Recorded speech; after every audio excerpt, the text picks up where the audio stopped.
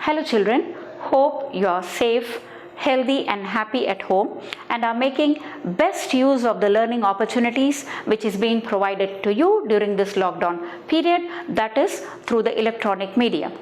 Let me just go back to the two themes covered in the two classes which we had on the Doordarshan, and I am sure you must have watched both the classes. In the first class we had learned to develop our reading skills and also learned the various tips to improve our reading skills.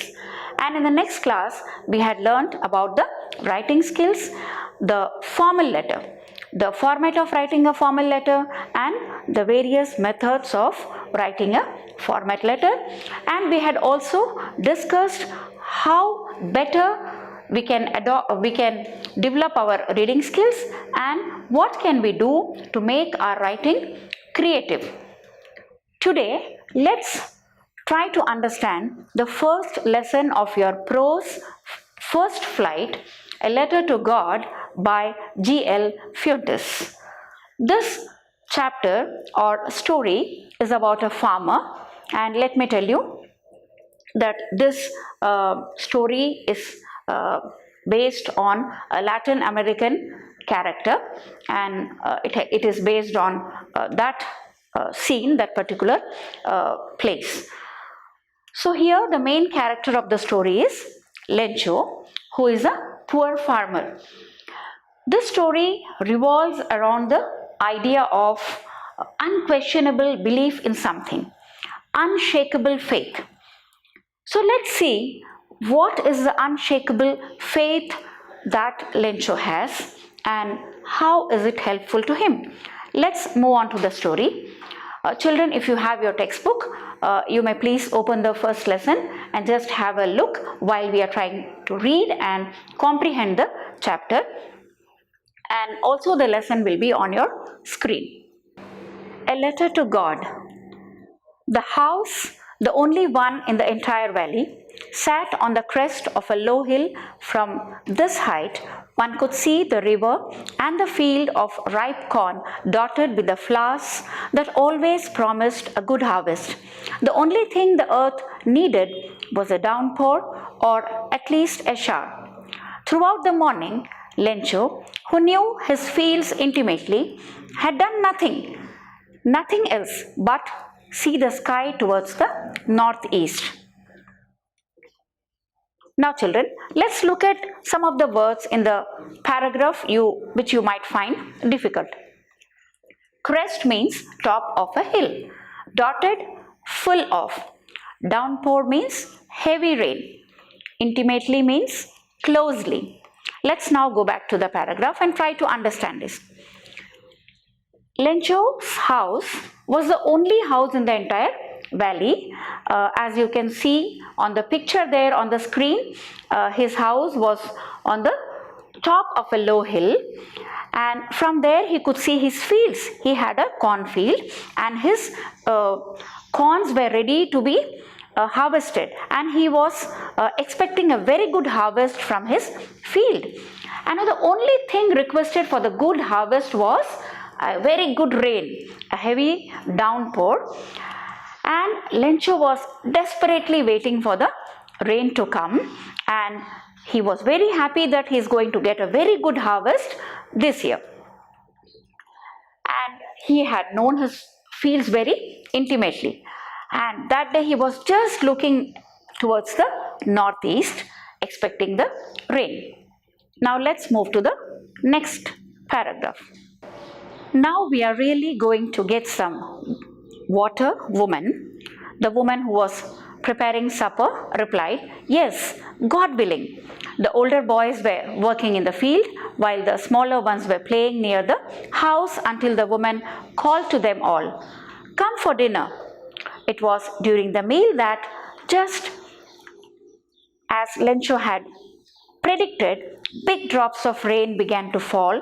In the northeast, huge mountains of clouds could be seen approaching. The air was fresh and sweet. The man went out for no other reason than to have the pleasure of feeling the rain on his body, and while he returned, he exclaimed, There aren't raindrops falling from the sky. They are new coins. The big drops are 10% pesos and the little ones are fives. Let's look at some of the meanings of the words. Exclaimed, cry out suddenly in surprise, strong emotion or pain. Predicted, known beforehanded or foreseen. Supper, light evening meal, or you can even say dinner. Pleasure, a source of happiness. Now let's try to understand the stanza. Here, Lencho is talking to his wife, the woman mentioned in the paragraph. He is talking to his wife and saying that we are going to get some water. That means it's going to rain and we are going to get a good harvest and it will be very useful for our crops. The children were playing outside and his wife called them for a supper or to have dinner, and while they were having dinner, sitting for dinner, suddenly, as Lencho had predicted, the drops of rain started to fall in the northeast and huge mountains of clouds could be seen, and suddenly the air was fresh and sweet, and Lencho, as he was expecting the rain, so went out and he was so happy, and just for the pleasure of feeling the rain on his body, because he was so happy, and he exclaimed. This exclamation was out of happiness because it started raining according to his expectation, and he started considering these drops of rain as pesos, the big drops as 10-cent pesos and the small ones as fives. With a satisfied expression, he regarded the field of ripe corn with its flowers, draped in a curtain of rain. But suddenly, a strong wind began to blow, and along with the rain, very large hailstones began to fall. These truly did resemble new silver coins. The boys, exposing themselves to the rain, ran out to collect the frozen pearls. It's really getting bad now, exclaimed the man. I hope it passes quickly. But it did not pass quickly.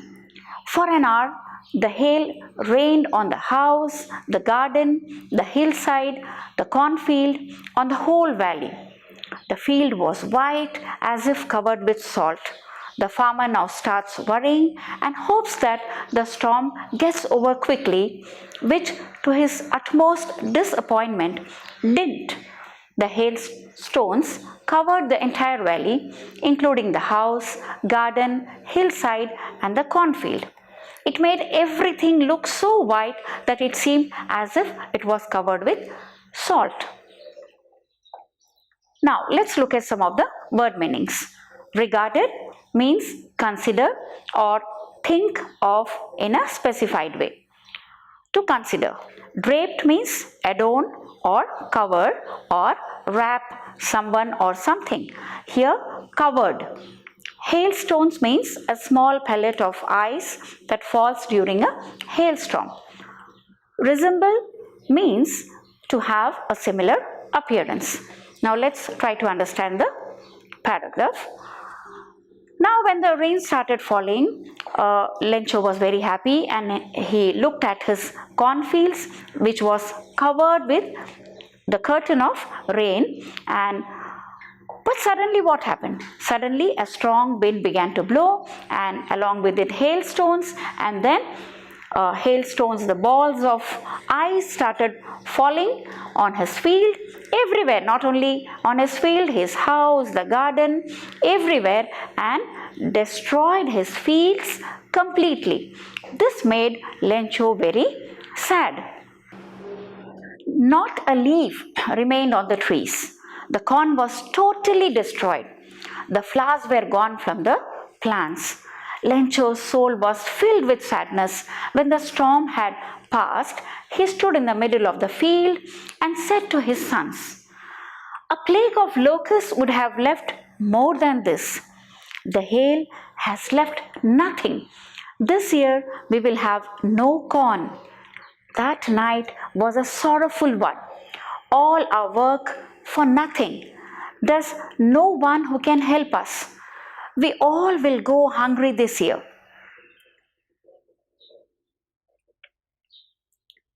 Now you can see the picture of Lencho standing in his fields, which was totally destroyed. Now let's look at the word meaning. Plague actually is a dangerous disease which spreads very fast and kills many people. It could also be a destructively numerous inflow of multiplication of a harmful animal or infestation. Locust means insects which fly in big groups and destroy crops. You can see the picture of a locust there on the screen. Now let's try to understand this paragraph. Now what happened as a result of this storm and in this hailstones? Not even a leaf was there on the trees. His cornfield was totally destroyed and the flowers were also gone from the plants. Now Lencho was very sad and he was discussing with his family now what would happen to them throughout the year, because a farmer's life and his livelihood depends upon his harvest. So when there would be no harvest, they are going to starve the whole year. They won't have anything to eat. They would go hungry. So this was a matter of great concern for Lencho.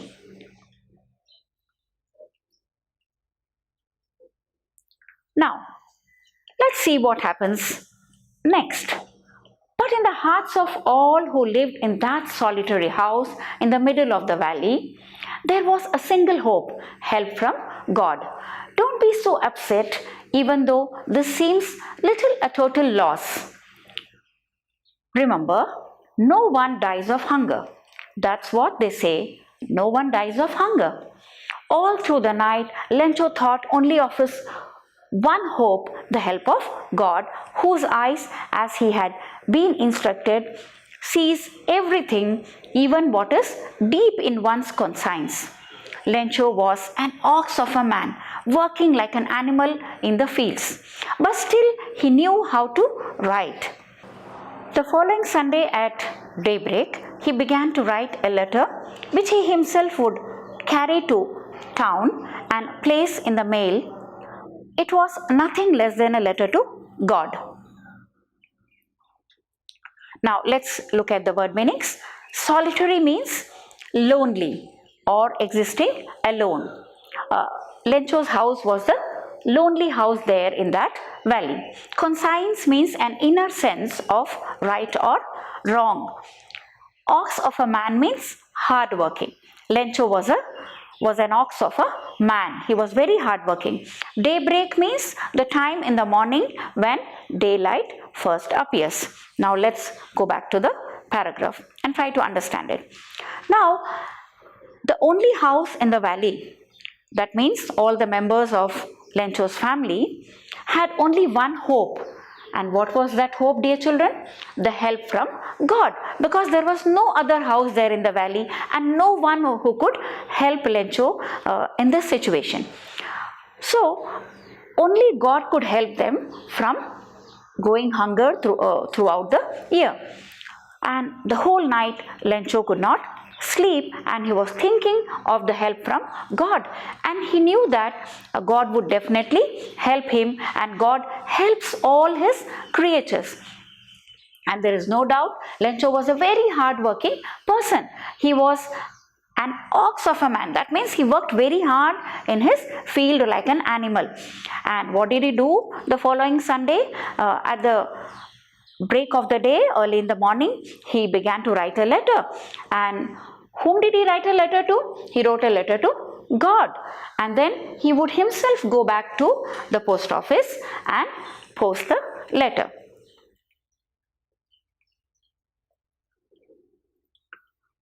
God, he wrote, if you don't help me, my family and I will go hungry this year. I need 100 pesos in order to sow my field again and to live until the crop comes because the hailstorm. He wrote to God on the envelope, put the letter inside, and still troubled went to town. At the post office, he placed a stamp on the letter and dropped it into the mailbox. One of the employees, who was a postman and also helped at the post office, went to his boss laughing heartily and showed him the letter to God. Never in his career as a postman had he known that address.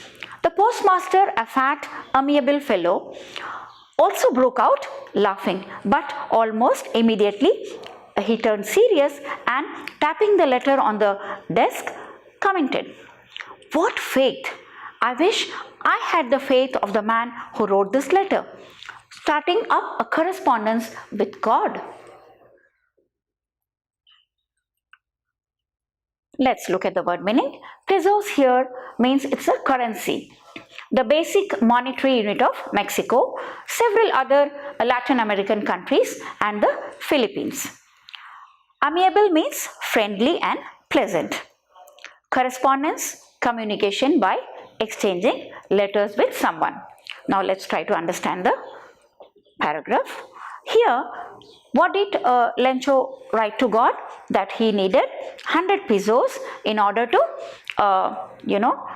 to sow his field again and to start back his livelihood. So he said that God was his only hope, and so God only could help him, and he wrote a letter, put it in an envelope, and went to the post office and dropped the letter in the mailbox. And what happened after that? One of the employees, who was also the postman, he started laughing. Letter to God. In the history of the post office, he had never seen such an address to God. So he took the letter to the postmaster. The postmaster also laughed in the beginning, but after some time was really shocked and surprised to see the faith that the writer of the letter had on God. So he wished he could also have such unshakable faith in God. So what did he do? Let's see. So in order not to shake the writer's faith in God, the postmaster came up with an idea: answer the letter. But when he opened it, it was evident to answer it he needed something more than goodwill, ink and paper. But he stuck to his resolution. He asked for money from his employees. He himself gave part of his salary, and several friends of his were obliged to give something for an act of charity. Let's look at the word meaning. Goodwill means friendly, helpful or cooperative. Feelings or attitude. Resolution means a firm decision to do or not to do something. Obliged means grateful. Evident, clear. Stuck means remain firm. Let's try to understand the paragraph. So the postmaster decided to help the writer because he was greatly moved by his gesture, his unshakable faith. So, but he soon realized that in order to answer the letter, only goodwill was not enough. He needed something else. So he decided to collect some money from his employees, and he himself contributed a part of his salary, and then thought of sending this money to the writer of the letter. It was impossible for him to gather together the 100 pesos, so he was able to send the farmer only a little more than half. He put the money in an envelope addressed to Lencho, and with it a letter containing only a single word as a signature, God. The following Sunday, Lencho came a bit earlier than usual to ask if there was a letter for him. It was the postman himself who handed the letter to him, while the postmaster, experiencing the contentment of a man who has performed a good deed, looked on from his office. Lencho showed not the slightest surprise on seeing the money. Such was his confidence. But he became angry when he counted the money. God could not have made a mistake, nor could he have denied Lencho what he had requested. Now the word meaning, contentment means satisfaction. Denied means to refuse. Now, when the postmaster tried to collect the money, he could not collect the 100 pesos. He could only collect 70 pesos. So in order to help the man who had such a strong faith in God, he decided to send the 70 pesos. So he put the money in an envelope and wrote only a single word as a signature, God. The following Sunday, Lencho came a bit earlier to the post office to see whether God has replied his letter. And the postman was also very happy. He experienced the contentment. Contentment means he was very happy that, he has done some good deed by helping the man. And he was also watching Lencho from his office. Lencho did not show a slightest sign of surprise, that God has answered my letter and I have received the money. Instead, when he looked at the money, he became angry. He saw only 70 pesos were there. So children, he had such an unshakable faith in God that he said to himself, God cannot make a mistake.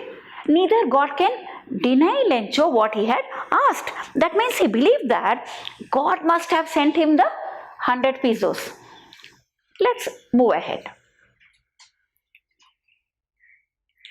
Immediately, Lencho went up to the window to ask for paper and ink.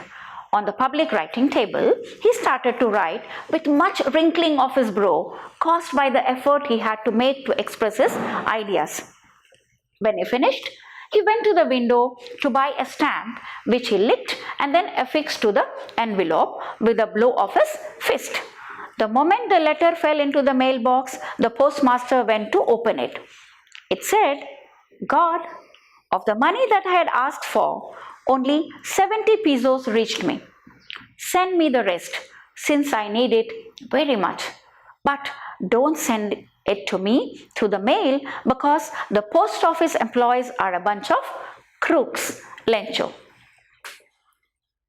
Now let's look at the word meaning. Wrinkling means frowning. Children, when you frown, when you are either angry or when you are, worried, so the expression on your face when you frown. Affixed means fix, firmly attach. Crooks means someone who has committed a crime or fraud. Here, immediately what did Lencho do when he found only 70 pesos in the envelope? Children, he went to the window to ask for a paper and ink. And, frowning, he started to write the letter to God again. What did he write this time? He wrote to God that, I had asked you 100 pesos, but only 70 pesos have reached me. So God, please send me the remaining amount because I need them very badly. But what did he say? He said that please don't send it through the mail because the post office employees are a bunch of crooks. That means he did not trust the post office people. He called them a bunch of crooks. He feels that they have cheated him. God had sent him the 100 pesos, but the post office people have taken the 30 pesos and sent him only the remaining 70 pesos. So, children, what do we learn from this? That Lencho had such an unshakable faith in God that he could not trust anyone else, not even the post office employees who had helped him. Dear children, I'm sure you must have understood the story. If you remember, while discussing the reading skills, I had taken one small passage from this very lesson which spoke of the help the people of the post office provided to Lencho, and now we read the whole story and try to comprehend it. Now children, you need to read the lesson again and again, as I had told you, since we have discussed the word meanings and since we have tried to comprehend the story. Now if you read again, it will be easy for you to understand the story and also about the main character, that is Lencho. Dear children, the questions that are asked in the CBSE question paper from your literature part, for that you need to really understand understand the story very well, understand the chapter, understand the poem, so that you will be able to answer any question that is asked from the story. Therefore, you should not limit yourselves to the textbook questions or the questions which are there in your guide.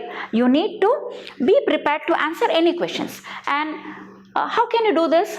You can do this only if you read the chapter again and again, read the story again and again, understand the theme well, understand the characters very well, and the message that the story conveys, then you will be able to answer any questions.